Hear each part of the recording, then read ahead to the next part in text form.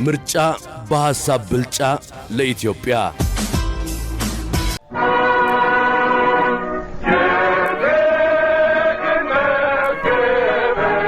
ክርክሩ በእኛ በክርክሩ መሪዎች በእኔና በሱራፌል የሚነሱ ጥያቄዎች አሉ። በዚሁ በአሃዱ ሬዲዮና ቴሌቪዥን ክርክር አዘጋጅተን ነበረ። በጣም ትልቅ ጅምር ነው ያየንበት። ማአቶች የሚባሉት ጉዳዮች ከዚህ ከድርቅ ጋር ከምግብ እጥረት ከጠኔ ጋር ከረሃብ ጋር ያለመላቀቅ ብዙ ታሪክ አለ። የተከበረው የአማራ ሕዝብ ሰባተኛው ሀገር አቀፍ ምርጫ ከምን ጊዜውም በላይ ሰላማዊ ዲሞክራሲያዊ ፍትሃዊ ሆኖ እንዲጠናቀቅ እየተመኘን የገዛ ልጆቿን መመገብ የማትችል ሀገር እንደ አንድ ቤተሰብ ብቻ ሳይሆን እንደ ሀገርም ትልቅ ውርደት ውስጥ ይገባል። ምን ያቀዳችሁት አማራጭ ፖሊሲ አለ? የህገ መንግስቱ ሁኔታ፣ የመልካም አስተዳደር ሁኔታ፣ አጠቃላይ የአግላይነት የጎደለው ፖሊሲ እስከሰራን ድረስ ችግርተኛ ወይም ደግሞ ተረጂ ወይም ደግሞ ረሃብ ወይም ደግሞ ራሱን መመገብ የማይችል አካል እየቀነሰ ነው የሚለው። ምግብ ማግኘት ያው ሰብአዊ መብት ነው። አንድ ሰው ያው ቤዚክ ኒድ ነው። ምግብ የማግኘት መብት አለው። እንደ ሀገርም ገዢው መንግስት ይህንን የማሟላት ግዴታ አለበት። ድጋፍ የሚያደርግ መዋቅር በመዘርጋት በዛ ውስጥ በየቤት ለቤት በመሄድ የድጋፍ ተቸግረው መንገድ ላይ ያወጡትን በመሰብሰብ ብቻ ሳይሆን ቤት ለቤት በመሄድ ሰላም ማጣት ማለት ገበሬው እንዳያርስ፣ ገበሬው ምርቱን ያመረተው ምርት ለህዝቡ እንዳያደርስ ትልቅ እንትን ሆኖበታል። ጋሬጣ ነው የሚባለው ብቻ እንደዛ ሆኖበታልና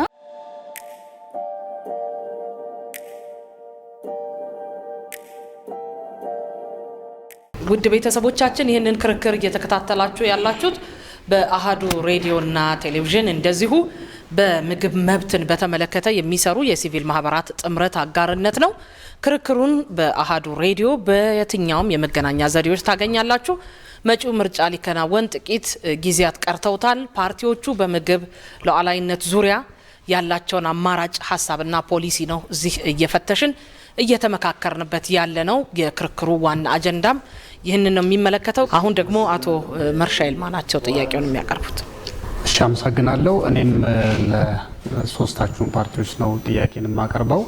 እንግዲህ የዜጎች የምግብ የማግኘት መብት እንዲሁም በምግብ ራስን መቻል ብሎም የምግብ ሉዓላዊነት ሊረጋገጥ የሚችለው የአነስተኛ አርሶ አደሮች በተለይ በእኛ ሀገር በአብዛኛው ምርት የሚመረተው በአነስተኛ አርሶ አደሮች እንደመሆኑ መጠን የነሱ ምርትና ምርታማነት ሲሻሻል ነው፣ ሲያድግ ነው። ስለዚህ የነዚህን አነስተኛ ባለይዞታ አርሶ አደሮች ምርትና ምርታማነት ለማሳደግ ምን ለመስራት አስባችኋል? ከዚህ ጋር በተያያዘ እንግዲህ አሁን ባለው የግብርና ፖሊሲና የግብርና ኤክስቴንሽን አገልግሎት ዙሪያ ምን አይነት ለውጥ ቢደረግ መልካም ነው ብላችሁ ነው የምታስቡት? እንዲሁም ደግሞ ከዚሁ ጋር በተያያዘ የሚመረተው ምርት በመጠን ብቻ ሳይሆን በጥራትና በጤናማነትም እንዲሁም በአልሚነቱ ብቁ እንዲሆን ምን አይነት ስትራቴጂ አላችሁ ይኖራችኋል ብዬ አስባለሁ።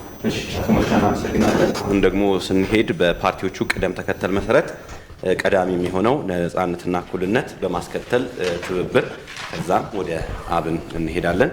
ወደ ነጻነትና እኩልነት ጥያቄውን ይመልሳሉ። 4 ደቂቃ አሉት። እሺ፣ አመሰግናለሁኝ። እንደተባለው የሀገራችን በአብዛኛው ምርትና ምርታማነቱ የሚሸፍነው በአነስተኛ በሚያመርቱ አርሶ አደሮች ነው።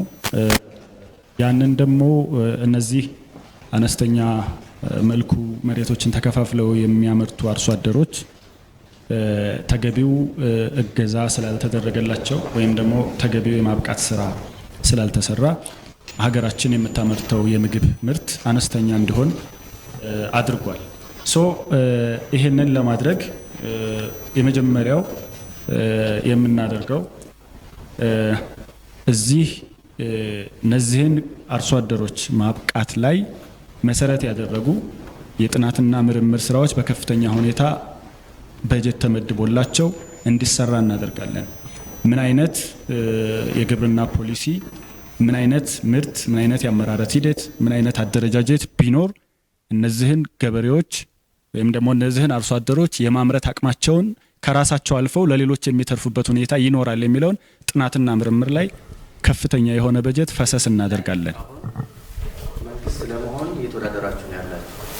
ስለዚህ 5 ዓመት ልታጠኑ ነው ወይስ የተጠና ነገር ይዛችኋል? አሁን መንግስቱ ናችሁ መስከረም መጨረሻ ላይ ስትመጡ ወደ ተግባር የምትገቡ ነው የምንጠብቀው። እንደ ጥናት እስካሁን ይዛችሁ የመጣችሁት ነገር አለ ወይ? ይሄንን እንደ ችግር ለይታችሁታል ወይ ነው? እንደ ጥናት እስካሁን ያየናቸው ችግሮች፣ መንስኤዎችና የመፍትሄ አቅጣጫዎች አሉ።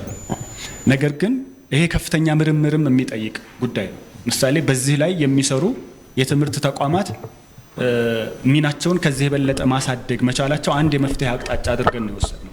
እንደዚህ አይነት ችግሮች አሉ። መንስኤዎቹ ረፍሊ ይሄን ይመስላሉ። ይሄንን የመፍትሄ አቅጣጫዎች ግን የበለጠ ስር ለማስያዝ አሁንም ከዚህ የበለጠ ያልተነካ የምርምር መስክ እንዳለ ነው እኛ የምናምነው ማለት ነው። ያንን እዚህ መነሻ የመፍትሄ ሀሳቦቻችሁ ማስቀምጣችሁ እነሱን ደግሞ ይበልጥ ለማዳበር መነሻ የመፍትሄ ሀሳቦቻችን የመጀመሪያው ከሴቶችም ጋር ተያይዞ እንደተነሳው አርሶ አደሩን ከቴክኖሎጂ ጋር ማላመድ፣ ከዚሁ በተጨማሪ ደግሞ የማደራጀት ስራ። ምሳሌ አብዛኛው የሀገራችን መሬት ከፍተኛ የሆነ ያለማ መሬት እንዳለ ጥናቶች ያሳያሉ። እነዛን ያለሙ መሬቶችን እንዲለሙ ማድረግ፣ ከዛ በተጨማሪ ደግሞ ከአየር ንብረት ለውጥ ጋር ሊቋቋሙ የሚችሉ የግብርና ስትራቴጂዎችን መተግበር፣ እንደዚሁም የትኞቹ ናቸው ለምሳሌ እናንተ የአየር ለውጥ መቋቋም የሚችሉ ወይም መቅረፍ የሚያስችሉ ስትራቴጂዎቻቸው ፕራክቲካሊ የኛ ሀገር አርሶ አደሮች ለአየር ንብረት ለውጥ በከፍተኛ ደረጃ ተጋላጭ የሆኑ ናቸው። ድርቅ በመጣ ሰዓት ያንን ሬዚሊየንት ሆኖ የመቋቋም እና በቂ ምርት የማምረት ችግር አለ። ይህ የሚሆነው ደግሞ ከፍተኛ የሆነ የወንዝ ፍሰት በየቦታው በሚፈስበት አካባቢ ነው። ሶ የመስኖ ልማት፣ ዋተር ባንኮችን ማዘጋጀት፣ አየር ንብረት አንድ ጊዜ ብቻ የሚያመርቱ ምርቶችን ከመዝራት ይልቅ በተደጋጋሚ ምርት የሚሰጡ ምርቶችን እነሱ ላይ የበለጠ ትኩረት መስጠት። ግን እኮ የኢትዮጵያ አጠቃላይ ጂኦግራፊን ስናየው አሁን ለምትሏቸው ነገሮች ይመቻል። ለምሳሌ መስኖ በተፈጥሮ ሜዳ መሬት ይፈልጋል እንደዚህ እና አብዛኛው የኢትዮጵያ ጂኦግራፊ እንደዛ አይደለም። ስለዚህ በተለይ በሃይላንድ በተራራማ በሆኑ አካባቢዎች የሚኖረውን ማህበረሰብ ሬዚሊየንት እንዲሆን የሚያስችለው አይደለም አሁን የሚሉት እርሰው። እንደዛ ያልሆነበት ቦታዎች አሉ። ግን በርካታ ቦታዎች ውሃዎች፣ ወንዞች አይድል ሆኖ የሚፈሱት ትንሽ የሆነ ብቻ ስራ የሚጠበቅባቸው ወንዞች ምንም ደቂቃው አልቋል። ግን ያው 2 ደቂቃ በዚህም ዙርን ጨምራል። ምንም አይነት ልማት ሳይደረግባቸው ወንዞቹ ፈሰው ነው የሚያሉት ከአመት እስከ አመት። የት አካባቢ ያሉ ወንዞች ለይታችኋል? እኛ አማራ ክልልን አይተናል፣ ኦሮሚያ ክልልን አይተናል፣ ደቡብንም አይተናል። በርካታ ወንዞች አይድል ሆኖ ነው የሚፈሱት። በርካታ ገላጭ ስላልሆነ የሚታወቃለ። እንግዲህ በቁጥር 1 2 ብለን ማስቀመጥ ሊከብድ ይችላል አሁን ላይ ማለት ነው። ነገር ግን ከወንዞቹ መብዛት አንጻር ሰፊ የውሃ ሀብት ነው። ከዚህ ከተማውን ወጣ ካልን ብዙ አይድል ወንዞች ናቸው አመቱን ሙሉ ቁጭ የሚሉ ማለት ነው። ስለዚህ ሴቶች እነዚህ ወንዞች ላይ ተጠቃሚ እንዲሆኑ ተጠቃሚ እንዲሆኑ ይህን እያነሳሁ ያለሁበት ምክንያት ሴቶች አሁንም የመስኖ አገልግሎቶች በጣም በአነስተኛ ደረጃ ነው እየተጠቀሙ ያሉት እና እንዴት አድርጋችሁ ናቸው? ይሄ የበጀት ጉዳይ ነው፣ የፋይናንስ ጉዳይ ነው፣ የአፈጻጸም ጉዳይ ነው፣ የኮሚትመንት ጉዳይ ነው። ሶ እነዚህን ስናስፈጽም ደግሞ አሁን በብዛት ይፈጸማሉ። አብዛኛው ፈሰስ የሚደረጉ በጀቶች ሳያልቁ የሚበላሹበት ሁኔታ አለ። ሶ ኮሚትመንት ላይ የበለጠ እንሰራለን። እሺ፣ እናመሰግናለን። ሰዓት ካላቸው በተለይ አልሚ ምግብን ከሚል ትንሽ አልነካም። ጨረሱ። ሁለቱ አልቋል። ተጨማሪ ነው። እሺ፣ አመሰግናለሁ።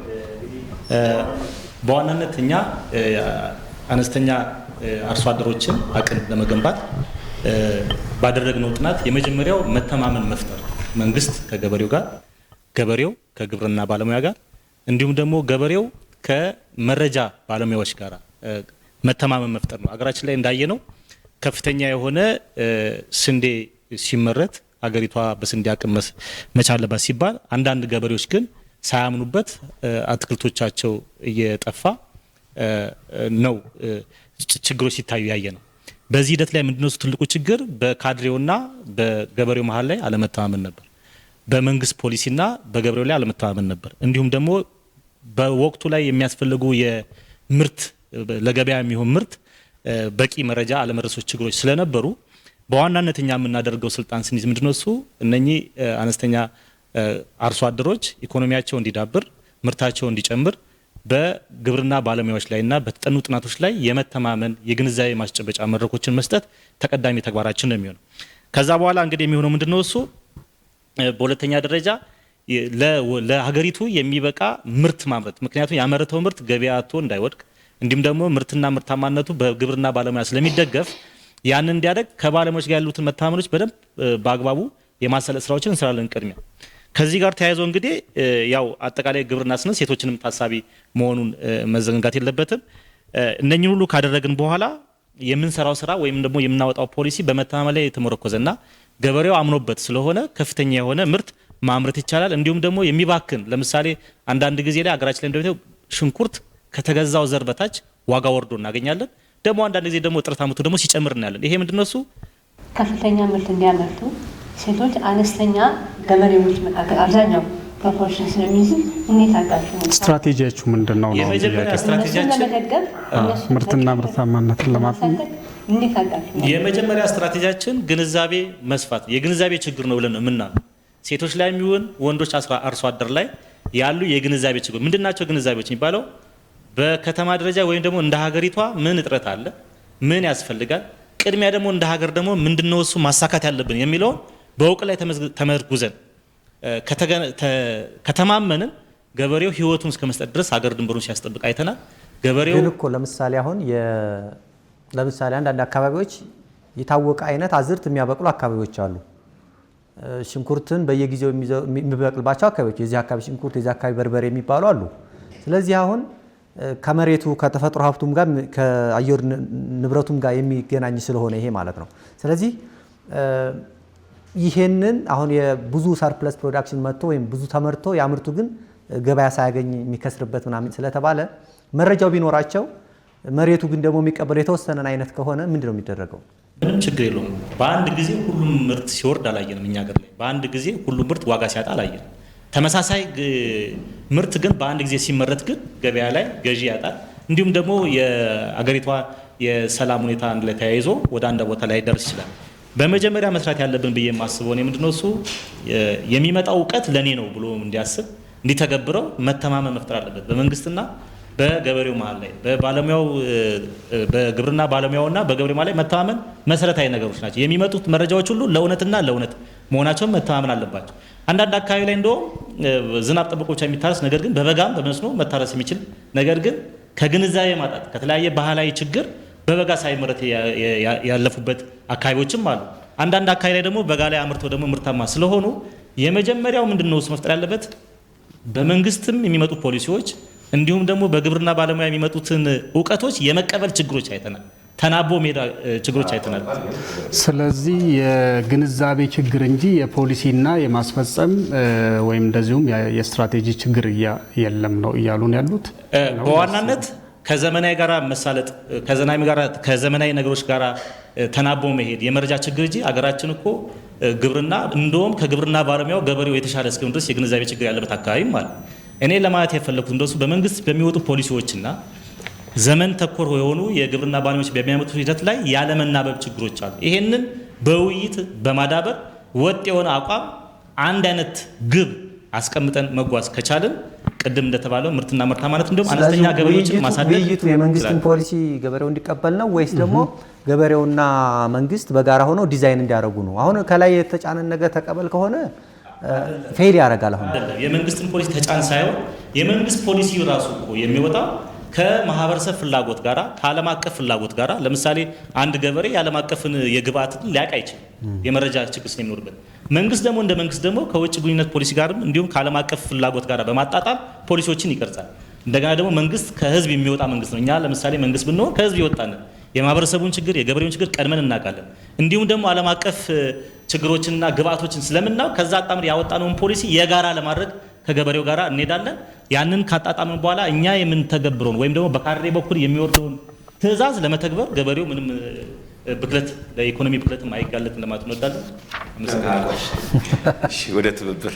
እሺ አመሰግናለሁ በጣም 3 ነጥቦች ለታችን ልጨምር። የሴቶች ላይ ፖሊሳችን ላይ የተቀመጡ ቅድም በሰዓት እጥረት የቀሩ አንደኛው የትምህርት ተሳትፎ የመጀመሪያው ነጥብ እኩል ማድረግን አስቀምጠናል ማኒፌስቶችን ላይ። ሁለተኛው የኃይል ወይም የኤሌክትሪክ ሽፋንን በገጠሩም አካባቢ ከበር እንዲያደርግ ማድረግ የሚል አለ። የሕክምና ተቋማትን ከነዚህ ሁሉ በላይ ግን በሚቀጥሉት 5 ዓመታት በሚካሄድ ጥረት በተለይ የሴቶች መብት የሚከበረው ከውሳኔ ሰጭነት ጋር ስለሆነ በአገር አቀፍም በክልልም በወረዳም እስከ ቀበሌ ድረስ በሁሉም የአስፈጻሚ አካላት እኩል ድርሻ እንዲኖራቸው ማድረግ ድርሻ እንዲኖራቸው ለምሳሌ ወደ ውሳኔ ሰጭነት እንዳይመጡ የሚያደርጓቸው አንዱ ችግሮች ይሄ ከበባህልም ሆነ በማህበረሰቡ አስተሳሰብ የሴቶች ስራ ተብሎ በተመደቡ ስራዎች ላይ ብዙ ጊዜ ያልተውና በመጣት ያለው እነዚህ እንዴት አድርጋችሁ ትቀርፋላችሁ? እነዚህ ስራዎች ካልሰሩ ልጆቻቸውን ካልመገቡ ወደ ውሳኔ ሰጭነትና ወደ ግብርና ምርታማነት ማሳደግ እንዴት አድርጋችሁ ነው ተሳምተዋል? ያ እሱን ቅድም በጠቀስናቸው የባህል የአሰራር የመሳሰሉት ነገሮች በትምህርት በስልጠና ምናምን እንደሚቀረፉ ገልጸናል። ግን በመሰረታዊነት እምነት አለን። በውሳኔ ሰጭነት ያልተሳተፈ በውይይቱ ያልተሳተፈ ከታች ያልተነሳ እንትን በአብዛኛው ለጉልበተኛና ለጫና ነው የሚሆነው ነው ከሚል ይህንን ያነሳል። ሌላው የሴቶች የንብረት ባለቤትነት መብት ከመሬት ባለቤትነት ጨምሮ እንዲኖር እናደርጋለን የሚል ጠቅሰናል በማኒፌስቶችን ላይ። እነዚህን የመሳሰሉ 10 ነጥቦች አሉ። ቅድም ስለዘለልኳቸው ለማቅረብ ነው። ሌላው ከአነስተኛ አርሶ አደሮች ጋር በተያያዘ ምን ታደርጋላችሁ የሚለው በጣም መሰረታዊ፣ ምናልባት የሀገራችንን ኮንሱመር ወይም በላተኛውን የተሸከመው ኃይል ነው ይሄ ማለት ይቻላል። የመጀመሪያው በመረጃ ደረጃ ያለንን ሀብት ማወቅ ነው። ምናልባት ትብብሩ በደንብ የሰራበት ነው። እዚህ ሀገር ሀብት አለን ከተባለ ወጣቱ ኃይልና መሬታችን ነው። መሬቱ ከነ ሪሶርሱ ከነ ሚኔራሉ ከነ ውስጥ ካለው ሀብት ጋር ጨምሮ ወጣቱ፣ ሴት፣ ወንድ፣ የተማረ ያልተማረ ሳይል በተለይ ከፍተኛው የህብረተሰብ ክፍል ማለት ነው። እሱን መረጃ በትክክል እንዲዳረስ ማድረግና በተለይ ምርትን በተመለከተ አሁንም የምርት ክፍፍል እንዲኖር መረጃ መስጠት ማለትም ሁሉም ምርት ሁሉ ቦታ መዝራት አለበት ብለን አናምን። ይሄ ለሀገርም ትስስር ይፈጥራል። ሽንኩርት ያለበት አካባቢ የሚበቅልበት አካባቢ ሽንኩርት ብቻ ቢሆን ነውር የለው። ጤፍ ያለበት አካባቢ ቢሆን ሌላ የምግብ ግብዓት ጨውን ጨምሮ የምግብ ግብዓት በአጠቃላይ ተከፋፍሎ እንደየ አካባቢው ጥሩ ምርት በሄክታር በሚገኝበት ደረጃ እንዲመረትና ቅድም እንዳልኩት ሀገርን የተሸከመው የሰው ኃይል ስለሆነ በትክክል ያንን ማዳረስ እንዲችል ከዚሁ ጋር በተያያዘ አሁንም ከመረጃ ላይ ግን አቶ ሸዋስ አሁን በስፔሻላይዜሽን ወይንም አሁን እንደተባለው ውጤታማ በሚሆኑበት እየተባለው ጥሩ ነው። ይሄ ግን ጥያቄው ይሄንን ምርቱን ከተጠቃሚው ጋር ለምሳሌ ሽንኩርት በሁሉ አካባቢ ይፈለጋል። አንዳንድ አካባቢ በብዛት ይመርታል፣ አንዳንድ አካባቢ ደግሞ እጥረት አለ። ስለዚህ ያንን ከማገናኘት አንጻር ምርቱን እንዲያመርት ብቻ ሳይሆን በአነስተኛ ያመረታትን ለአመቱንና ለሚፈልገው ኢኮኖሚ ጥቅም እንዲውልለትም ያስፈልጋል። ከዚህ አንጻር እንዴት ነው የምታስተሳስሩት? እንግዲህ ሁለት መሰረታዊ ነገሮች አሉ። የሀገር ውስጥንም የውጭንም ጨምሮ የገበያ ትስስር መፍጠር ነው አንዱ። እንግዲህ አንዱ ኢንሴንቲቭ ወይም አንዱ ማነስ የኔ ሰዓት አቆጣጠር ግን አልገባም። አንዱ የምርት እንድታመርት የሚያደርግ ኢንሴንቲቭ ነው አይደለም፣ የሚሰጠው ሪዋርድ የሚሰጠው ሽልማት ነው። ስለዚህ በገበያ ደረጃ በሀገር ውስጥም በውጭም ያ የሚያመርተው ምርት ተወዳድሮ ከፍተኛ ገቢ እንዲያገኝ ማድረግ ነው። ሁለተኛ ወደ ኢንዱስትሪ እንዲሄድ ማድረግ ነው። ወደ ኢንዱስትሪ እንዲያድግ ማድረግ ቲማቲም ሙሉ ጥሬውን ብቻ ሳይሆን እንግዲህ ቀደም የገለጽኳቸው አሉ በ1940ዎቹ ተጀምረው የነበሩ እንደዚህ አሽጎ መሸጥ የመሳሰሉት ነገሮች። ስለዚህ እነዚህን በጥናት ማስቀመጥ ነው። ያስቀመጥናቸው ነገሮች አሉ፣ ብንመረጥ ተግባራዊ እናደርጋቸዋለን። ስለዚህ ይሄንን ቅድም እንዳልኩት በጥናት በቴክኖሎጂ ትስስር በሚፈጥሩ ፖሊሲዎችን በመስራት ይሄ ዝም ብሎ አነስተኛ ሆኖ እንዳይቀር ማድረግም በጣም መሰረታዊ ነው። ለምሳሌ ሴቶች ላይ ቅድም አንድ ያልጠቀስኩት ነጥብ መንግስትንም ሆነ ሌላውን ውሳኔ ሰጪ ሊቋቋሙ የሚችሉበትን ማህበር ማቋቋም የሚልም አለ። በራሳቸው ነፃ ማህበር አቋቁመው መብታቸውን እንዲያስከብሩ ማድረግ የሚልም ፖሊሲያችን ላይ አለ። በዚህም እነዚህ ማህበራት እነዚህ አምራቾች አነስተኛ አምራቾች ተደራጅተው ወደ ትልቅ የሚያድጉበት ትልቁ አንዱ ተወዳድሮ የሚወጣበትም ሊሆን ይችላል ነፃ እስከሆነ ድረስ ወይም ደግሞ ተመካክረው ማህበር ፈጥረው ትልቅ ሆነው የሚያድጉበትን አሰራር እንዘረጋለን ማለት ነው። ዜር ይስጥልኝ። እሺ እናመሰግናለን። የዚህኛው ዙርም በዚሁ ተጠቃሏል። ፓርቲዎቹም ለምላሹ እናመሰግናለን። እንደዚሁም ደግሞ ከሲቪል ማህበረሰብ ተወካዮችም ጥያቄ ስላቀረቡ እናመሰግናለን። በዚህኛው ምዕራፍ ደግሞ በቀጥታ እዚህ የተገኙ ተሳታፊዎች ደግሞ እንደዚሁ ለፓርቲዎቹ ጥያቄያቸውን ያቀርባሉ። ለዚህም ፓርቲዎቹ በሁለት ደቂቃ ምላሻቸውን እንደሚሰጡ በመርሃ ግብራችን ላይ ተቀምጧል። ስለዚህ አንድ ጥያቄ ለአንድ ፓርቲ፣ ስለዚህ ለአራት ተወካዮች ነው የምንሰጠው። እጅ በማውጣት ይሁን መሰለኝ። አንድ ሌላ ሁለት መጠየቅ የምትፈልጉትን ፓርቲ ስም ጠቅሳችሁ አንድ ሰው ለአንድ ፓርቲ ነው። አንድ ሁለት ሌላ። ስለዚህ ለነሱ ቅድሚያ እድል ሶስት። እሺ አንድ ሁለት ሶስት የመጡበትንም ተቋም አብረው። አመሰግናለሁ። አብዱ ሰይድ እባላለሁ ከፖፑሌሽን ሄልዝ ኤንድ ኢንቫይሮንመንት ኢትዮጵያ ኮንሶርቲየም PHE ከሚባል ድርጅት ነው የመጣሁት። እኔ ጥያቄ ምንድነው ምናልባት ወደ አብን አንድ ስለተባለ ሶስቱም ቢመልሱ ጥሩ ነበር። ግን ምንድነው ቅድም አሁን አንዳንድ ነገሮች ተንትን ብለዋል። አሁን ፉድ ራይት እንደ ራይት ሪኮግናይዝ እናደርጋለን ተብሏል። ስለዚህ ሪኮግናይዝ ከተደረገ እንደ መብት ተጠያቂነትም ይኖራል ማለት ነው።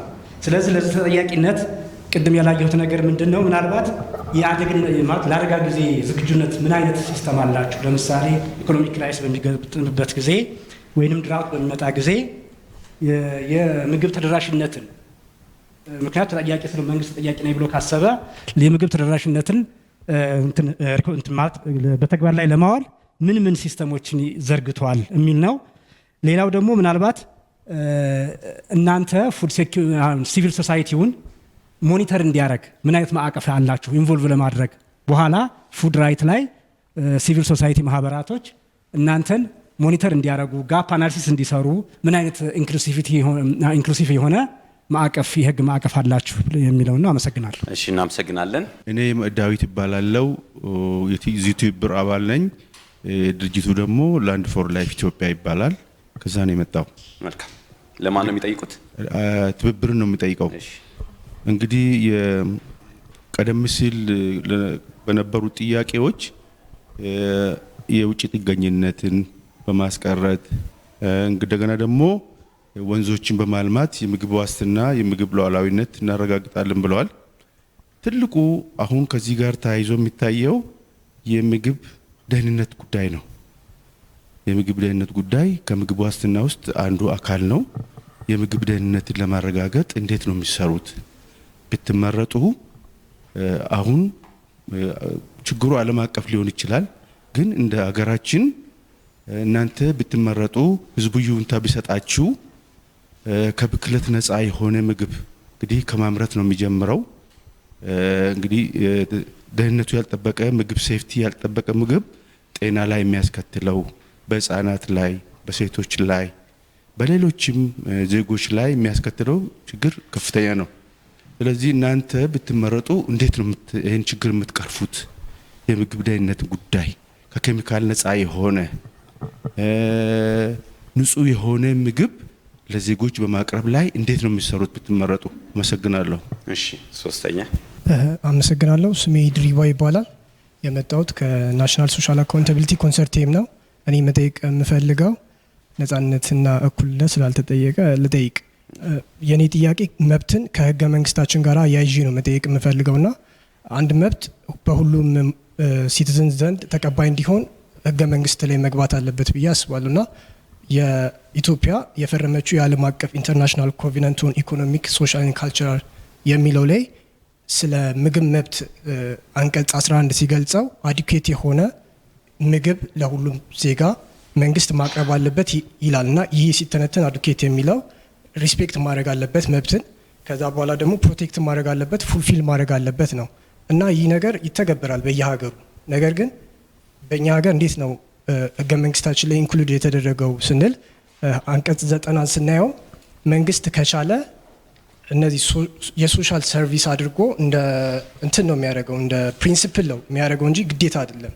ግን አንዳንድ ሀገራቶች ላይ አለ። ለምሳሌ ኬንያ ኤክስፕሊሲት የሆነ ወይ ደግሞ ቀጥተኛ ቃል በቃል የተጻፈ መብት እንደሆነና ኢንፎርስ እንደሚያደርጉ ስቴት ታደርጋለች። ሳውዝ አፍሪካም እንደዛው ማለት ነው። አንዳንድ ሀገራት ደግሞ እንደኛ ይጻፋል አለ መብቱ አለ፣ ኢንዳይሬክትሊም ሊኖር ይችላል። ግን ደግሞ እንደ ፕሪንሲፕል ነው እንጂ እንደ ግዴታ አይሆንም። ሶስተኛው መንገድ ደግሞ በግልጽም አይገለጽም።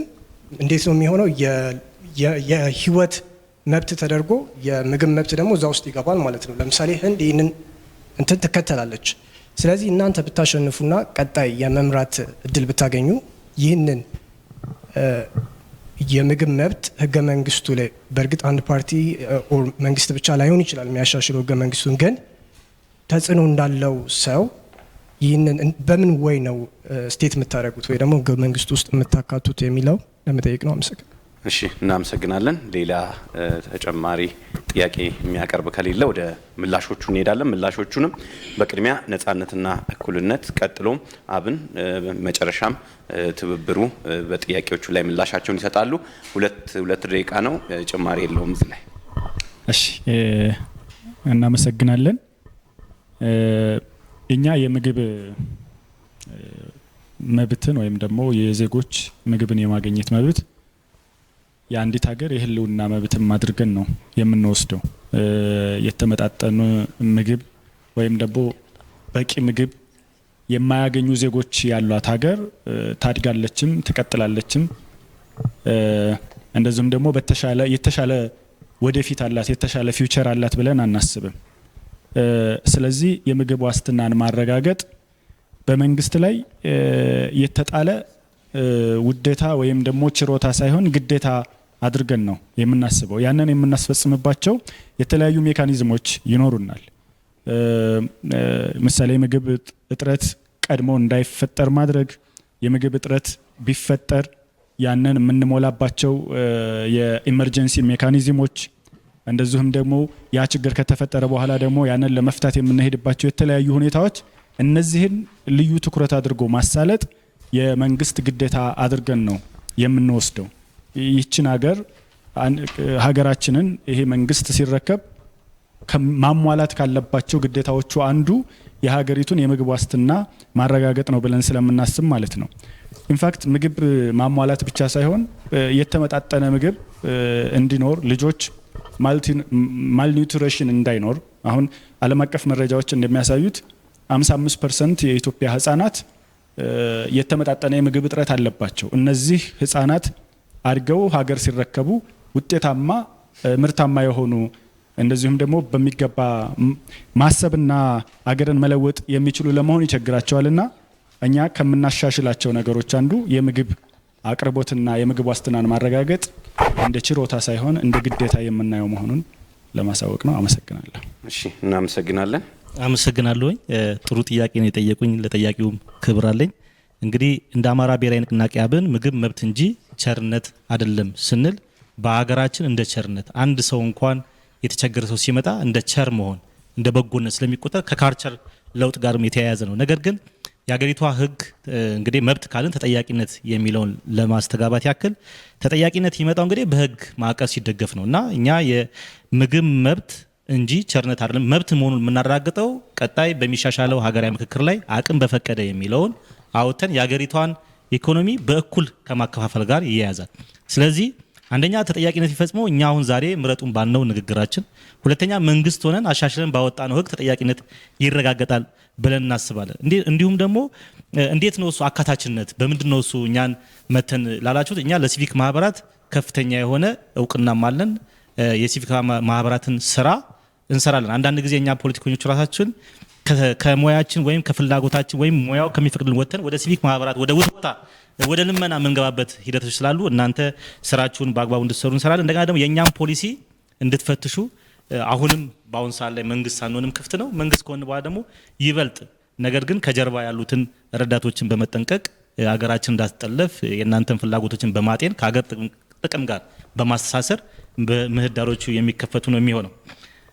ቅድም በዋናነት ግን ይሄ የምግብ ዋስትና ከመኖር ጋር የሰው ልጅ የመኖር መብት ጋር የሚያያዝ ስለሆነ ካልተመገበ ስለማይኖር በዛ ልክ በህግ ማዕቀፍ ተጠናክሮ የሚሄድ ነው። አመሰግናለሁ። እሺ እናመሰግናለን። ትብብር እሺ እኔም አመሰግናለሁ በጣም ዳዊት ናቸው የጠየቁ ይሄንን በጣም ጥሩ ጥያቄ ነው። ከቅድም መነሻ ላይ ካልነው ከምግብ ሉዓላዊነት ጋራ በደንብ የሚያያዝ ጥያቄ ነው።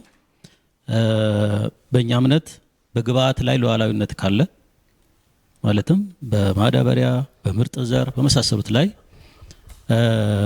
በደንብ ቁጥጥር የተደረገበትና የተጠና የውጭ እጅ የሌለበት ከሆነ ውጤቱም 100% ያ ይሆናል ባይባል ከፍተኛ አስተዋጽኦ ያደርጋል። ሌላው ከአካባቢ ደህንነት ጋር ከአካባቢ ነጻነት ጋር ንጹህነት ጋር የተያያዘ ነው። ወንዞች ካልተበከሉ፣ ውሃዎች ካልተበከሉ፣ አፈሩ ካልተበከለ ጥሩ ምርት ወይም ጤናማ ይሆናል ተብሎ ይገመታል። ይሄም 100% ነው ማለት አይቻልም። ነገር ግን ይህንን ቁጥጥር ለማድረግ ነፃ የሆኑ ተቋማት እንዲኖሩ ማድረግ አንዳንድ ጊዜ እኛ ሀገር ችግሩ ራሱ ሰሪው ለራሱ የሚመሰክርበት አስፈጻሚው ለራሱ የሚመሰክርበት አሰራር ነው ያለው። ይሄንን እናስቀራለን። ነፃ የሆኑ ነገር ግን ዓለም አቀፍ ስታንዳርድን መሰረት አድርገው የሚሰሩ ተቋማትን እናደራጃለን፣ ያሉትን እናጠናክራለን፣ ነፃነታቸውን እንሰጣለን። በሁለቱም መንገድ አንደኛ የካሎሪ መጠን ለምሳሌ 1600 ለሴቶች 2000 ለወንዶች የሚል ዓለም አቀፍ ስታንዳርድ አለ ወይም ከዛ በላይ ያንን የሚያሟላ ነው ወይ? ከዛ በበለጠ ደግሞ ጠያቂው እንዳሉት ኮንታሚኔትድ ያልሆነ ያልተበከለና ልጆችን ትውልድን የማይጎዳ እንግዲህ ኦልሞስት የጦር መሳሪያ ማለት ነው። በነገራችን ላይ የተበከለ ማለት ትውልድን የሚያጠፋ ነው።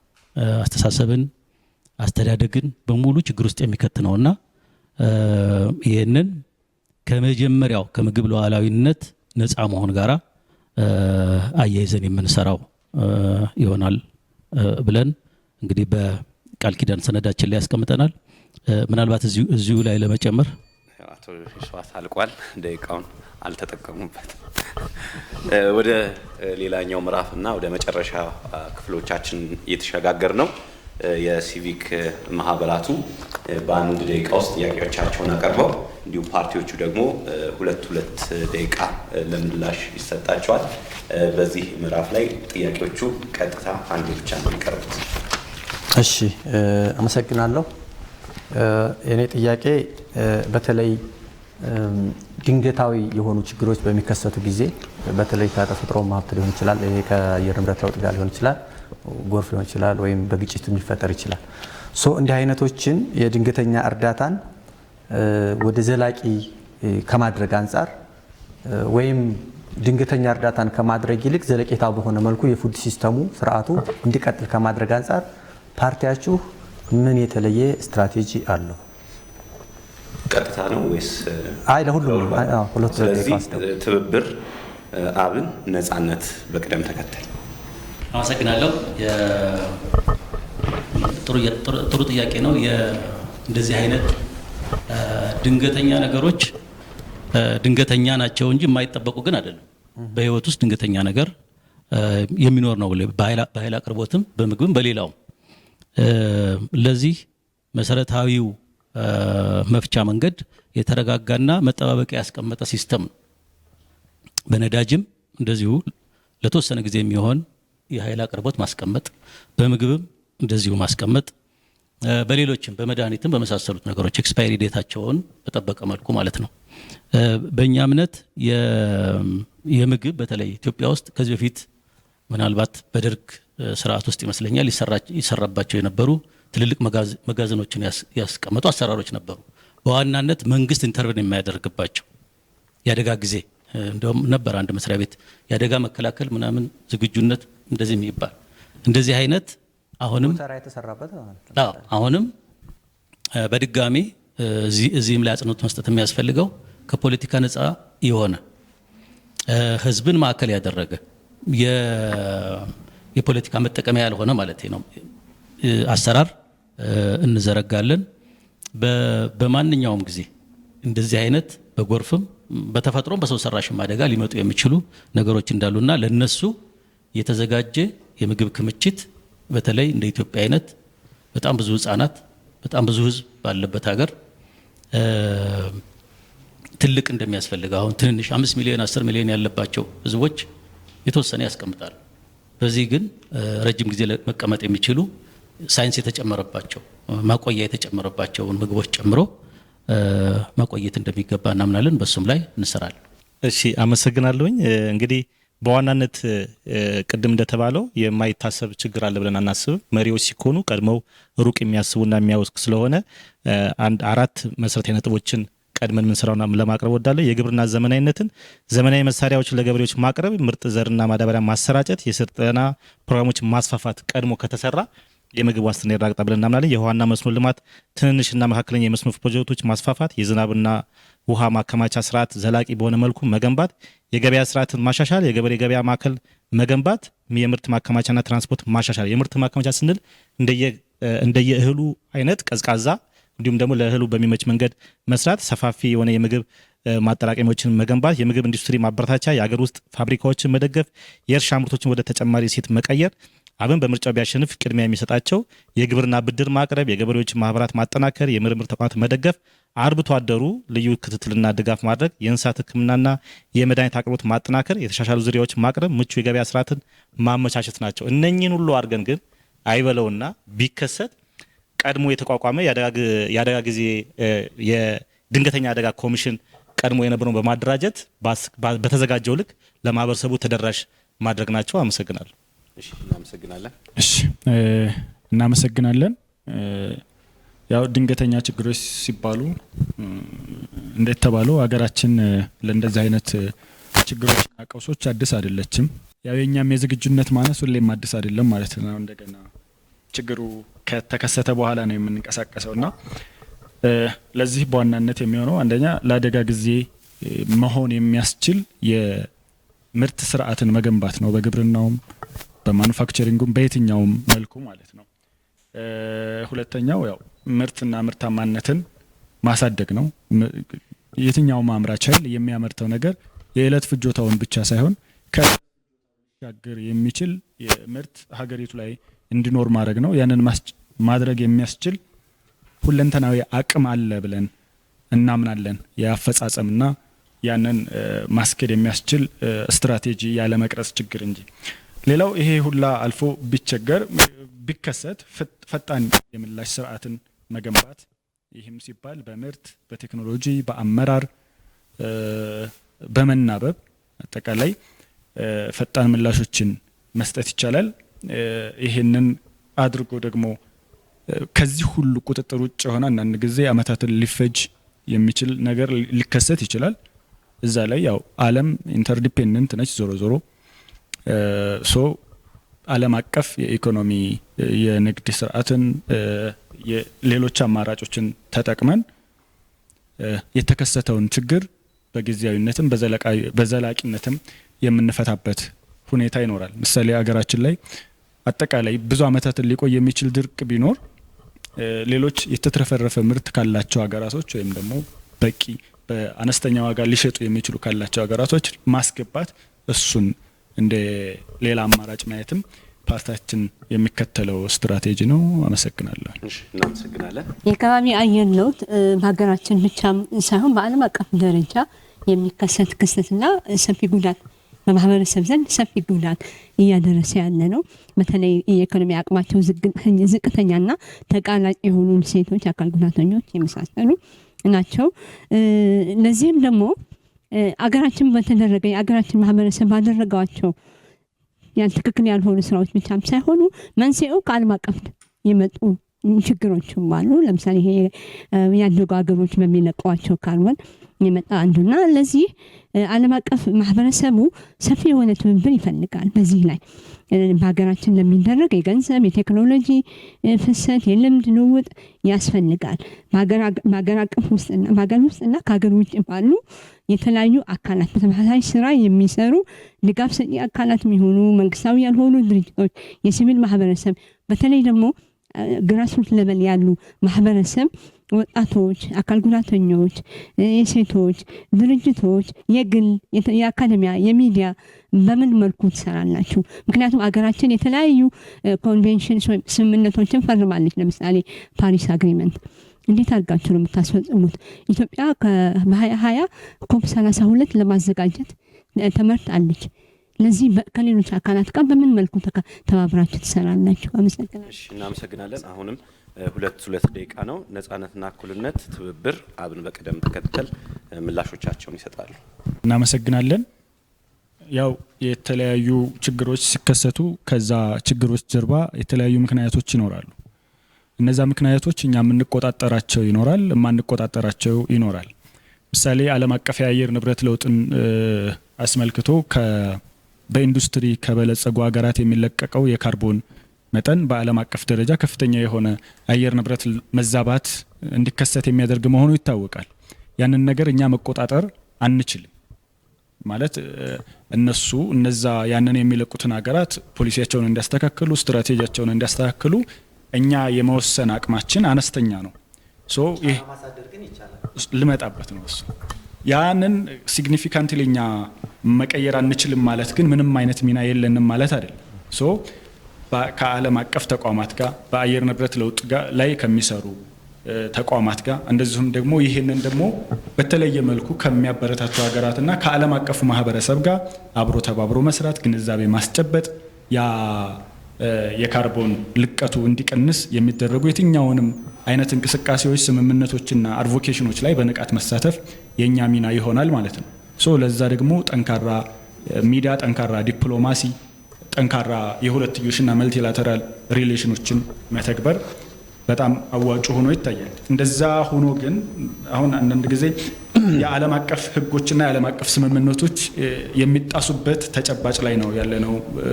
በዓለም አቀፍ የፖለቲካ ለውጦች አሁን ሞር ኃይል የሚገዛበት አዝማሚያ እያየን ባለንበት ሰዓት ደግሞ እንደዛን የማንለውጣቸው ከሆነ የእኛን ያንን አየር ንብረት ሊቋቋሙ የሚችሉ ስትራቴጂዎች ላይ የበለጠ በደንብ መስራት ይጠበቅብናል ማለት ነው። ያንን ይመስላል እኛ ፍልስፍናና ተጠያቂነትን ለማስፈን በተለይ ደግሞ ምላሽ ሰጪ ጾታን መሰረት ያደረገ ምላሽ ሰጪ በጀት ቅድም ያነሳናቸው አሉ። በዓለም አቀፍ እንዲሁም በሀገር አቀፍ ፋይናንሲንግ ሲስተማችሁ ምን ይመስላል? ምን ስልታችሁ ምንድን ነው? እኛ ቅድሚያ በቨልነራቢሊቲያቸው ልክ ወይም ደግሞ በተጋላጭነታቸው ልክ ቅድሚያ እንደርሳለን። አየር ንብረት ለውጥ ላይ የሆነ ሲከሰት እንደ አካባቢ፣ እንደ ጾታ ወይም ደግሞ እንደ እድሜ መዋቅር የነዛ የተጠቂዎች ደረጃ ወይም ቨልነራቢሊቲያቸው ይለያያል። በዛ በቨልነራቢሊቲያቸው ልክ እንሄዳለን። ዓለም አቀፍ ህጎች የሚገዟቸው የምንጠቀምባቸውን ሁኔታዎች ካሉ አሟጠን እንጠቀማለን። ግን ያ ፌል ቢያደርግ ስንት ቀርጻችኋል?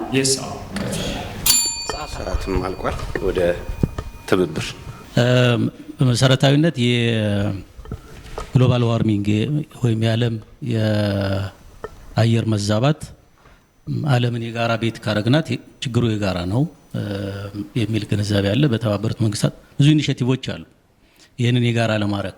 አንዱ ይህንን የሚለቁ ሀገራት ያንን ለማስተካከል ለሚጥሩት ተመጣጣኝ ነገር ማድረግ ነው። ለምሳሌ እኛ ችግኝ የምንተክል ከሆነ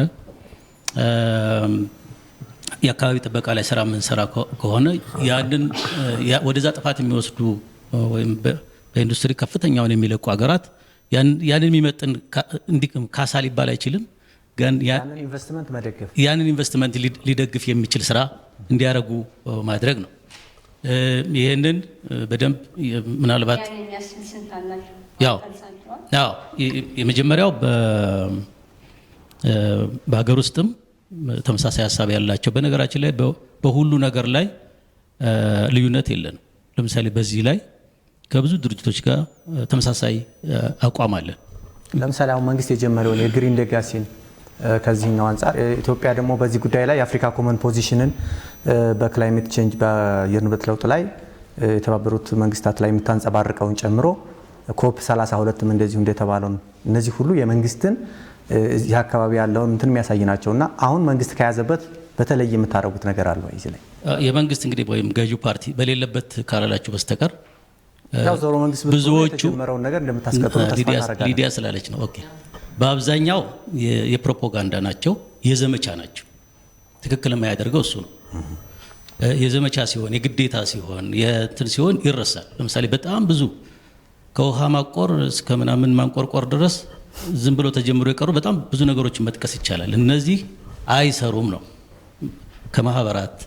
ከማህበረሰቡ የተነሳና በደንብ የተያዘ መሆን አለበት። ምክንያቱም ኢፌክቱ አንቺ እንዳልሽው ሴቶች ላይ፣ ወጣቶች ላይ፣ ህዝብ ላይ ስለሆነ ውጤቱ በደንብ የተያዘ መሆን አለበት። ስለዚህ ማህበራትን ያስተባበረ ምናልባት በዚህ ልዩነት የሌላቸውን የፖለቲካ ድርጅቶችም ያስተባበረ ንቅናቄ ማድረግ ያስፈልጋል ብለን እናምናለን።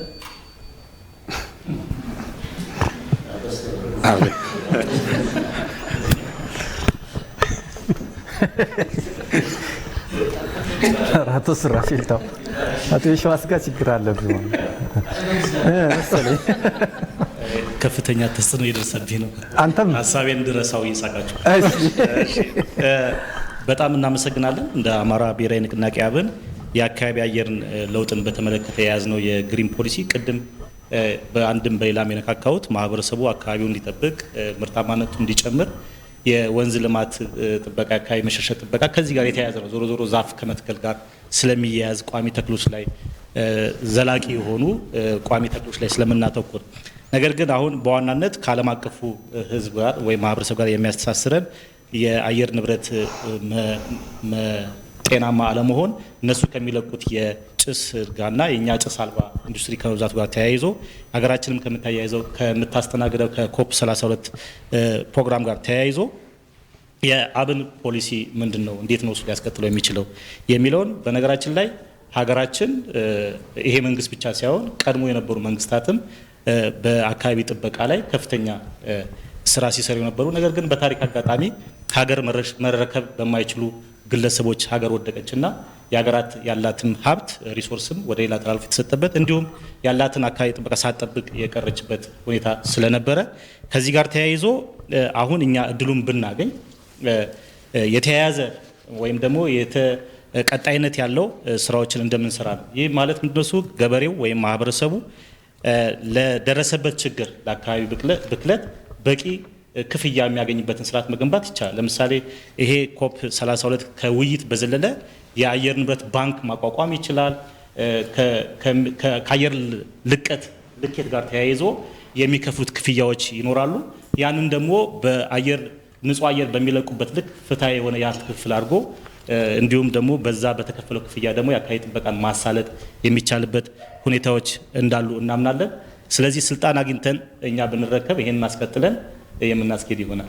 እሺ፣ እናመሰግናለን። ወደ ሶስተኛው እንሄዳለን፣ ወደ አቶ መርሻይ። እሺ፣ አመሰግናለሁ። በዚህ ላይ ደግሞ በቅደም ተከተል አብን፣ ትብብርና ነጻነት ይሆናል። እሺ፣ አመሰግናለሁ። የኔ ጥያቄ ቅድም ካነሳሁት ምርትና ምርታማነትን ማሳደግ ከሚለው ጋር አብሮ ተያይዞ የሚሄድ ነው። ምርትና ምርታማነት ሲያደግ አድጎ ሲያበቃ እንግዲህ አርሶ አደሩ ለራሱና ለቤተሰቡ ከሚበቃው በላይ ያመርታል፣ ለገበያ ያመርታል ማለት ነው። ስለዚህ ያ ቀጣይነት እንዲኖረው ደግሞ የገበያ ትስስር መፍጠር እና አምራቹ ደግሞ ፍትሐዊ የሆነ ላመረተው ምርት ፍትሐዊ ዋጋ እንዲያገኝ ማድረግ ያስፈልጋል። ከዚህ አንጻር የገበያ ትስስርን ከመፍጠር አንጻር ፕላስ ደግሞ አርሶ አደሩ ፍትሐዊ ዋጋ ላመረተው ምርት ፍትሐዊ ዋጋ እንዲያገኝ ከማድረግ አንጻር ምን ለመስራት አስባችኋል? ጥያቄው። በጣም አመሰግናለሁ። ምርትና ምርታማነትን ለማሳደግ ቅድም በዝርዝር ለመግለጽ ሞክሬያለሁ፣ ደግሜ አስታውሳለሁ። ምርትና ምርታማነት ለማምጣት የሚመረተው ምርት ራሱ ወቅቱን የጠበቀና ለማህበረሰቡ ተደራሽ እንዲሆን በቂ የሆነ የግንዛቤና የቴክኖሎጂን በመጠቀም አንዱ አካባቢ ላይ ያለውን ገበያ ከአንዱ ጋር የተሳሰረ እንዲሆን መሰራት አለበት ብለን እናምናለን። እንዲሁም ደግሞ አርሶ አደሩ በቂ ገቢ እንዲያገኝ፣ ባመረተው ልክ ትርፍ እንዲያገኝ። በነገራችን ላይ የትኛውም አርሶ አደር ለራሱ ብቻ የሚያርስ የለም። ምክንያቱም ያረሰውን ብቻ አይጠቀምም። ብዙ የየዕለት ተዕለት ግብዓቶች ስላሉት ያንን ለመግዛት መሸጥ ያመረተው ምርት ወደ ገበያ ማውጣት ስላለበት የሚያመርተው ምርት ወይም ደግሞ በቂ ገበያ እንዲያገኝ ከደላላ የጸዳ በቂ ግንዛቤ፣ በቂ መረጃ ከመሀል ሀገር ወደ አርሶ አደሩ አካባቢ የሚደርስበትን ስርዓት እንገነባለን። እንዲሁም ደግሞ እንግዲህ ምርትና ምርታማነት ከጥቅም ጋር ጤናማ ምርት ከማምረት ጋር ስለሚገናኝ ቅድም ለማብራራት እንደሞከሩ የግብርና ባለሙያዎች እና የጤና ኤክስቴንሽን ወይም ደግሞ የመድኃኒትና ምግብ ቁጥጥር ጋር በጋራ የተቀናጀ ስራ በመስራት ኒውትሪሽናቸው ጥሩ የሆነ ለማህበረሰቡ የሚጠቅም ስራዎችን መስራት አለበት። እንዲሁም ደግሞ አርብቶ አደሩ ዞሮ የአርብቶ አደሩ ምርት ለምግብነት ስለሚውል ብዙ ጊዜ አርብቶ አደሩ ላይ ትኩረት አላደረግንም። ጤናማ የሆነ ወተት፣ ጤናማ የሆነ የስጋ አቅርቦት እንዲቀርቡ ተመጣጣኝ የሆነ የሕክምና ምንድነው በአግባቡ የመድኃኒት አቅርቦት፣ የከብቶች መኖ እንዲሁም የተያያዙ ስራዎችን ለመስራት እንሞክራለን። እነኚህ ከተሳለጡና እንግዲህ ማህበረሰባችን አብሶ የሀገራችን ህዝብ በግብርናውም በአርብቶ አደር ላይም የተመሰረተ የአኗኗር ዘይቤ ስላለው ጤናማ የሆነ ስጋ አቅርቦት፣ ጤናማ የሆነ የወተት አቅርቦት እንዲኖሩ ላይ አሁን ግንዛቤ ትፈጥራላችሁ፣ ምን ታደርጋላችሁ? ግን ጥያቄው ኢንፍራስትራክቸር ይፈልጋል። ሽንኩርት አንድ ቦታ ይመረታል፣ ጨው አንድ ቦታ ይመረታል። ሁሉም ደግሞ ጨውንም ሽንኩርቱንም እንፈልገዋለን። ይህም በማድረግ ምንድን ነው የምትሰሩት በተግባር የሚታይ ነገር? እውነት ነው። በዋናነት ቅድም ገልጸዋለሁ፣ የገበሬ ማህበራትን ማጠናከር ነው። ማህበራቱ ገበያውን ለራሱ የገበሬው ማህበር ስለሆነ ለራሱ በሚመጡ መንገድ ገበያ ማፈላለግን፣ ምርቶች እንዳይበላሹ በቂ ማቆያ ቦታዎችን ማዘጋጀትን፣ ትልልቅ የምግብ ማከማቻዎችን በማዘጋጀት እንዲሁም ደግሞ እንደ መንግስት ከሌሎች ተጓዳኝ ሴክተሮች ጋር በማቀናጀት የመንገድ ልማት ሊሆን ይችላል። አመሰግናለሁ። እሺ አይ ቲንክ ሁለት ነገሮችን ማንሳት ያለብን ይመስለኛል። አሁን ሰሞኑን የሆነ ቲማቲም፣ ሽንኩርት፣ አቮካዶ ምናምን ሲደፋ እያየው ነበር በሶሻል ሚዲያ እና ቅድም መነሻ ላይ እንዳልኩት ካለንበት ቦታ ከተነሳን እንደው ቢያንስ ከልባችን አናወራም እና የመጀመሪያው ነገር የመንቀሳቀስ ነፃነት እንዲኖር የመጀመሪያው ስራችን እሱ ነው። ትብብር ቢመረጥ ሰው በሀገሩ በነፃነት እንዲንቀሳቀስ ማድረግ እንግዲህ ጦርነት ከማቆም ያላግባብ የሚታሰሩ ሰዎችን ከማስፈታት ጀምሮ በነፃነት መንቀሳቀስን የመጀመሪያ ነገር ከዚህ ጋር ሆኖ መያያዝ የሚችል ይመስለኛል። ሁለተኛው ገበያ ማመጣጠን፣ ቅድም መከዘን ያልነው አይደለም ለአደጋ ጊዜ ያልነው። ለምሳሌ ሲረክስ የግድ ገበሬው ወይም አምራቹ በሚጎዳበት ዋጋ መሸጥ የለበትም። እዚህ ላይ የመንግስት ኢንተርቬንሽን እና መከዘን የሚመጣው ወይም ለአደጋ ጊዜ ማስቀመጥ የሚመጣው እዚህ ነው። የገበያ ትስስር በዋናነት የተቋምና የመረጃ ጉዳይ ነው። መረጃው ካለው የትኛው ምርት የትኛው ላይ እንደሚቀንስ ከታወቀ አሁን የቴክኖሎጂ ዘመን ነው። ሁሉም ሰው ሁሉ ቦታ ያለውን በቀላሉ ማወቅ ይችላል። ቅድም እንዳልኩት ግን ተንቀሳቅሶ ለመሸጥ ግን የግድ ነፃነት ያስፈልጋል። ደጋገምከው እንዳትሉኝ እንጂ ምርትን በኢሜል ወይም በዋትሳፕ መላክ አይቻልም። የግድ ተጭኖ ከአንድ ቦታ ወደ አንድ ቦታ መሄድ አለበት። ስለዚህ ዲጂታል ኢኮኖሚውም ግን ቀላል አይደለም። አሁን ቴክኖሎጂውም ደግሞ ገንዘብ ይሰራል፣ ምግብ ያመርታል። መረጃውን ብናገኘውም በተግባር ያ ምርት ወደ በላተኛው ካልደረሰ ተግባራዊነቱ ያን ያክል ነው ለማለት ነው። ስለዚህ ሁለት ነገሮችን ጠቅሰናል። አንደኛው የተቋምና የመረጃን ለሁሉም የማድረስ ነገር፣ ሁለተኛው ደግሞ በነፃነት የመንቀሳቀስ ሁላችንም ስለምናውቀው ማለት ነው። ሰውም ንብረትም በነፃነት የማይንቀሳቀስበት ሁኔታ ላይ ስላለን እሱን መቅረፍ የመጀመሪያ ስራችን ነው። መታገት ማስቆም አለብን፣ መታሰር ማስቆም አለብን፣ ጦርነት ማስቆም አለብን። ይህን ማድረግ ለገበያው በጣም ወሳኝ ነው። ሰማችኋል? ደወል ነው ለእኔ ብቻ ነው ሰምተናል። እሺ እናመሰግናለን። እኛ አርሶ አደሩ ባመረተው ምርት ተገቢውን ዋጋ እንዳገኝና እንዲያሳድግ የምንከተላቸው አቅጣጫዎችን ለመጠቆም ያክል የመጀመሪያው የምርት ማከማቻዎችን መገንባት ነው። አንድ አርሶ አደር አምርቶ ያንን ምርት መያዝ ሳይችል ሲቀር የሚባክንበት ሁኔታ ስላለ እሱ ላይ እንሰራለን። ሁለተኛው መሰረተ ልማቶችን ማስፋፋት ነው። መሰረተ ልማት ባልተስፋፋበት ሁኔታ ገበሬው ያመረተውን ምርት በአግባቡ መሸጥ አይችልም። ስለዚህ መንገድን፣ መብራትን፣ ኔትወርክን የመሳሰሉ ስራዎችን በዋናነት እንሰራለን ማለት ነው። ሌላኛው አርሶ አደሩን በትምህርትና ቴክኖሎጂ ማጠናከር ነው። ይህ ሲሆን ስለ ገበያው፣ ስለ አጠቃላይ የኢኮኖሚ እንቅስቃሴ በቂ መረጃ ስለሚኖረው ከሚያመርተው ምርት ተገቢውን ጥቅም ያገኛል ብለን እናምናለን። ሌላኛው አምራችና ሸማቹን በቀጥታ ማገናኘት ነው። መካከል ላይ ያሉ ኔትወርኮችን መቀነስ ነው። ከዚህ በተጨማሪ ደግሞ ገበሬው የሚያመርተው ምርት ላይ ቫልዩ የሚጨምሩ እሴት የሚጨምሩ ላይ አሁን ተደጋግሞ ስለተነሳ የደላላ ጉዳይ ቀላል ነው። አሁን እንደዚህ እንደምትሉት በእያንዳንዱ ሂደት ውስጥ ደላላ የሌለበት ትራንዛክሽን የለም። ስለዚህ እንደዚህ በቀላል ያንን ማስተካከል የሚቻል ነው። ተጠያቂነት ከሌለ፣ አስተማሪ እርምጃ ከሌለ እዛ ቦታ ላይ ሙሉ ቁርጠኛ ኖሮ የማስተካከያ እርምጃዎች ከሌሉ አይሳካም። ካለ ግን የማይሳካበት ምንም ምክንያት የለም ማለት ነው። የስኛ ይሄንን የምናስፈጽምበት ብለን ያስቀመጥነው አቅጣጫ አለ። በተለይ ብልሹ አሰራሮችንና የመሀል ደላሎችን የምናስወጣበት ከላይኛው አስፈጻሚ አካልም ጭምር ያለበት ስለሆነ ማለት ነው። እንደዚሁ ሌላኛው የሴክተር ትስስር መፍጠር ነው። ግብርናውን ከኢንዱስትሪው ጋር ማቀናጀት ገበሬው ከሚያገኘው ጥቅም ላይ እንዲጨምር ያደርገዋል። የገበሬ ህብረት ስራ ዩኒየኖችን ማስፋፋት ወሳኝ ነገር ናቸው። ኢንዱስትሪዎችን ገበሬው ጋር ተጠግቶ አግሮ ኢንዱስትሪዎችን ማስፋፋት፣ ከሁሉ በላይ ግን አርሶ አደሩን እንዳያመርትና ምርቱንም እንዳይሸጥ ከፍተኛ እንቅፋት የሆነውን የሰላም እጦት መቅረፍ ነው። እሺ፣ እናመሰግናለን። የመጨረሻው ምዕራፍ ላይ ተገኝተናል። ይሄ እንግዲህ የምግብ መብት ላይ የሚሰሩ የሲቪል ማህበራት ጥምረት ያዘጋጁት የክርክር መድረክ ነው። የምግብ ሉዓላዊነት እንዲሁም በምግብ ራስን መቻል ደግሞ ርዕሰ ጉዳያችን ነበሩ። ፓርቲዎችንና እንደዚሁም ደግሞ ከሲቪል ተወካዮች እኛም ደግሞ አወያይና አከራካሪ ሆነን ተሰይመናል። ሊዲያ አበበና ሱራፌል ዘላለም። አሁን ደግሞ የማጠቃለያ ሰዓታችን ላይ ደርሰናል።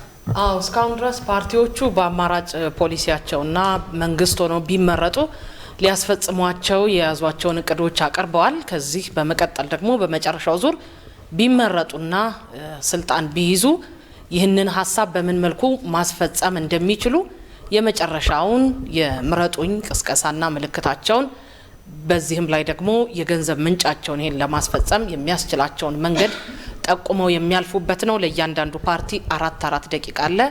የመጨረሻው ሀሳባቸው የምግብ ሉዓላዊነትን ለማረጋገጥ በምን መልኩ መስራት እንዳቀዱ ለእናንተ ለመራጮች ማሳወቅ ነው። 3 ደቂቃ ነበር። ሊዲያ 1 ደቂቃ ጨምራች። ከሶሳይቲ ጋር እንዴት እንደሚሰሩ እንደዋወሩ ያካትቱት የማጠቃለያ ሀሳቦች ስለሆነ መቀየርም ትችላላችሁ።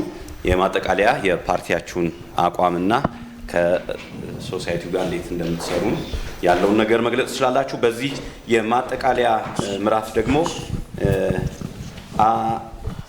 ነጻነትና እኩልነት ትብብር አብን እናመሰግናለን።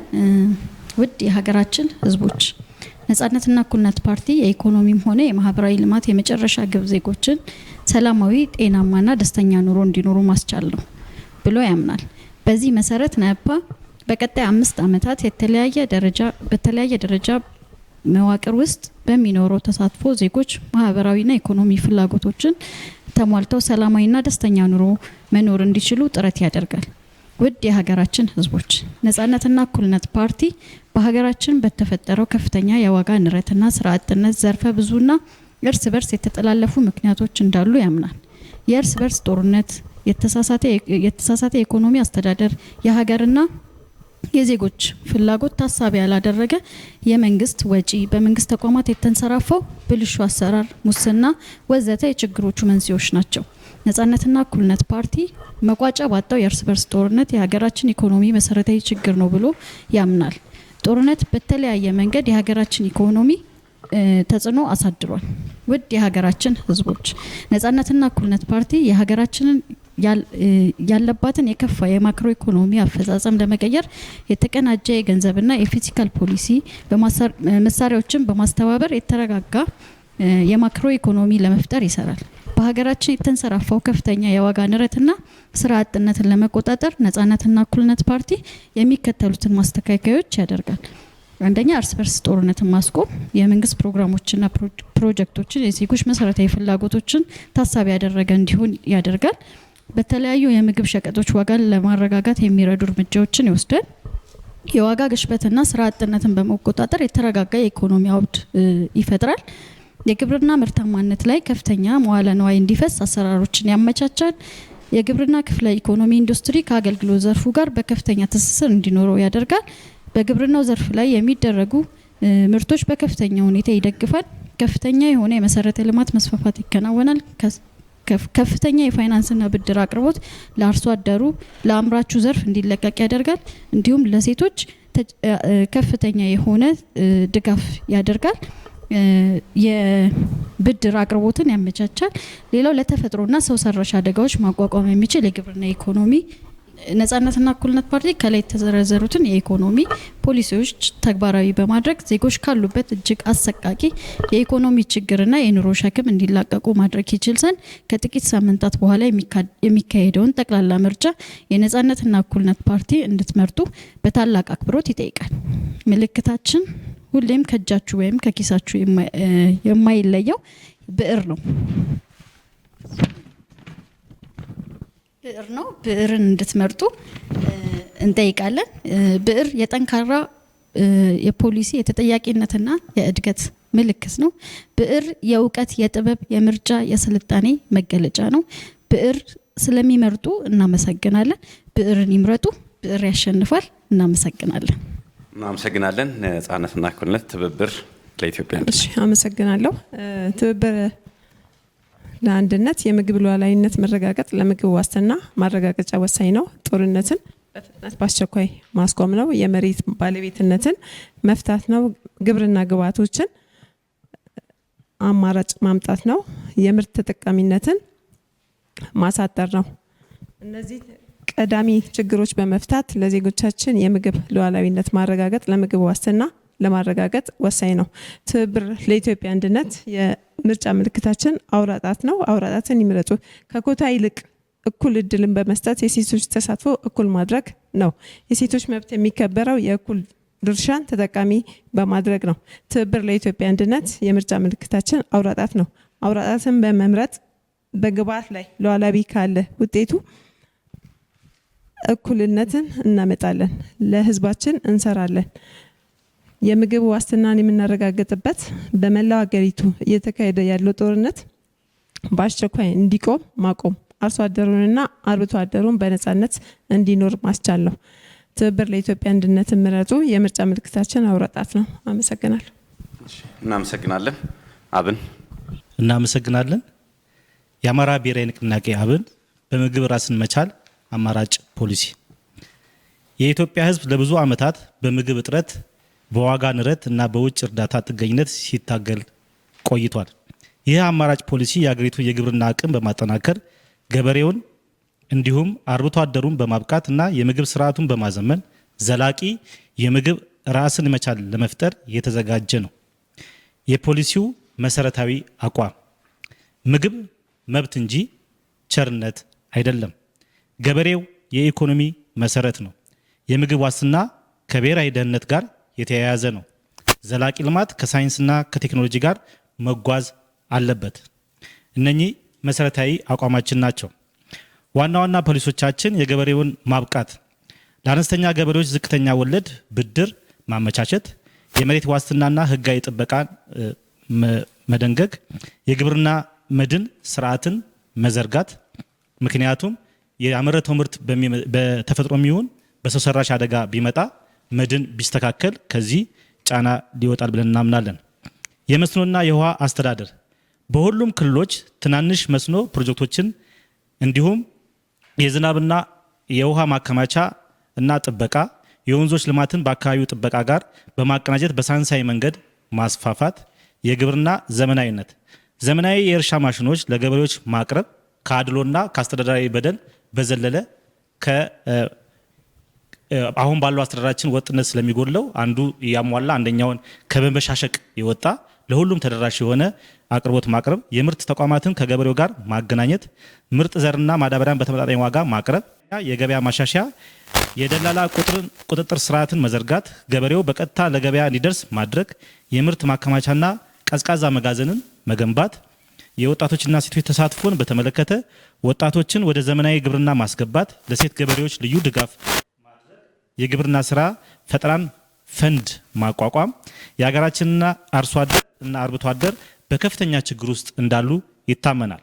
ለምሳሌ የግብርና ግብዓት ውድነት፣ የማዳበሪያ እጥረት፣ የገበሬዎች የገበያ ችግር፣ የውጭ እርዳታ ጥገኝነት፣ በግብርና ዘርፍ የሚታየውን አስተዳደር ድክመት ሁሉ ሆኖ የአማራ ብሔራዊ ንቅናቄ አብን የፖሊሲ ተግባራት አውጥቷል። እነኚህን ከላይ የጠቀስኳቸውን ችግሮች ለመፍታት በአጭር ጊዜ ከ1 እስከ 3 ዓመት የማዳበሪያና ዘር እጥረትን መፍታት፣ በየክልሉ የምግብ ክምችቶች ማዕከላትን መገንባት፣ በመካከለኛ ጊዜ ከ3 እስከ 5 ዓመታት የመስኖ ልማት ማስፋፋት፣ የግብርና ኢንዱስትሪን ማቋቋም፣ ለረጅም ጊዜ ከ5 እስከ 10 ዓመታት ሀገራዊ የምግብ ራስ መቻል ማረጋገጥ፣ የግብርና ምርትን ወደ ውጭ መላክ ናቸው።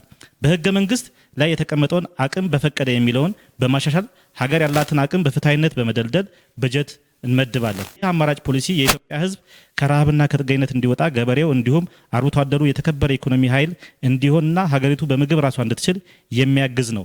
የአማራ ብሔራዊ ንቅናቄ አብን የመወዳደሪያ ምልክቱ ሰዓት ነው። ሰዓትን ምረጡ። አመሰግናለሁ። አብን እናመሰግናለን። እንግዲህ የምግብ መብት ላይ የሚሰሩ የሲቪል ማህበራት ጥምረት ነው ይህንን የክርክር መድረክ ከአሃዱ ሬዲዮና ቴሌቪዥን ጋር በመተባበር ያቀረቡት የምግብ ሉዓላዊነትና በምግብ ራስን መቻል በተመለከተ ፓርቲዎች አማራጭ ፖሊሲዎች ሀሳቦቻቸውን በዚህ አይነት መልኩ አቀረቡ። እንደዚሁም የሲቪል ማህበራቱም ፓርቲዎቹን ጠየቁ፣ ሞገቱ። እኛም ደግሞ ይህንን የክርክር መንገድ አሳለጠን። ሊዲያ አበበና ሱራፌል ዘላለም ይህንን የክርክር መድረክ እየመራን አብረናችሁ ቆይታ አድርገናል። 7ኛው ጠቅላላ ምርጫ ሊካሄድ ጥቂት ቀናት ቀርተውታል። ምርጫ በሀሳብ ብልጫ ብለን ይህንን 7ኛውን ጠቅላላ ምርጫ በ4 የክርክር መድረኮች ላይ የፖሊሲ አማራጮቻቸውን ያቀረቡ ወደ 11 የሚጠጉ የፖለቲካ ፓርቲዎችን እዚሁ ጋብዘን ክርክር አድርገናል። ዛሬ ደግሞ በምግብ ሉዓላዊነትና በምግብ ዋስትና ዙሪያ የክርክር መድረኩን እንደዚሁ ከአጋር አካላት ጋር አብረን በመሆን አመቻችተን ሀሳብ ገብይታቸዋል። በእውቀት ላይ የተመሰረተ ምርጫ ታደርጉ ዘንድም ደግሞ ለውሳኔ የሚያመቻቹን አማራጭ ሀሳቦችንም እዚሁ እየተጋበዙ ፓርቲዎች አቅርበዋል። በቀጣይ በሚኖረን እንግዲህ ሌሎች ውይይቶች ላይ በድጋሚ እንገናኛለን። 7ኛው ጠቅላላ ምርጫ የተሳካ ሰላማዊ፣ ፍትሃዊና ዲሞክራሲያዊ እንዲሆን ምኞታችን ነው። ይህንንም ደግሞ የክርክር መድረክ በጋራ እንሰራ ዘንድ አጋር የሆኑንን አካላት ሱራፌል ደግሞ ያስተዋውቅና ምስጋናችንን ከልብ ነው የምናቀርበው።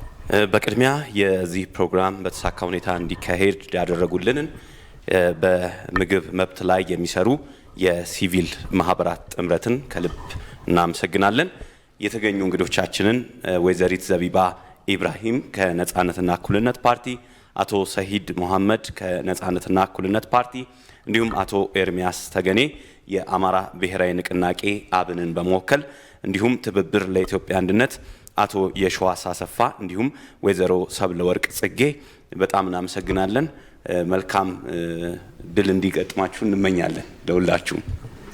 እንዲሁም ደግሞ አቶ መርሻ ይልማ የመልካ ኢትዮጵያ የፕሮግራም ዳይሬክተር፣ ወይዘሮ አዜብ ቀለመወርቅ የኢትዮጵያ ሴቶችና ህጻናት ማህበራት ህብረት ዳይሬክተር እንዲሁም አቶ መስዑድ ገበየው የኢትዮጵያ ሰብአዊ መብቶች ድርጅቶች ህብረት ዋና ዳይሬክተር ከልብ እናመሰግናለን። ተሳታፊዎች ለነበራችሁ ቆይታ እንዲሁም ተሳታፊዎችም ለፓርቲዎቹ ላቀረባችሁት ጥያቄም ክብር አለን። የክርክር መድረኩ በዚያ አበቃ።